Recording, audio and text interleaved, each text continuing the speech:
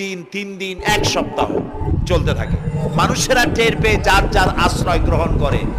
উট তো মরুভূমিতে চড়ে বেড়ায়, সে এইটাকে পালাবে কোথায়?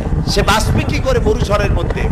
বালির ঝড়, বৃষ্টির মতো বালি পড়ে গাড়ি ডুবে যায়, পাহাড় ডুবে যায়, এই অবস্থা হয়ে যায়। উট বাঁচবে কি করে?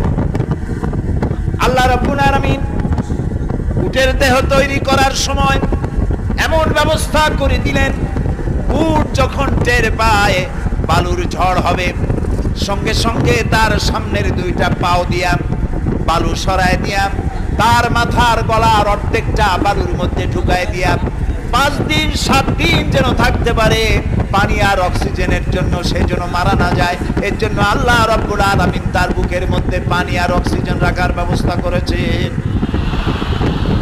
আফালা ইয়ানজুরুনা ইলাল ইবিলি কাইফা খুলিকাত, কেমনে উট বানাইছি দেখো নাই? সুবহানাল্লাহ বলে।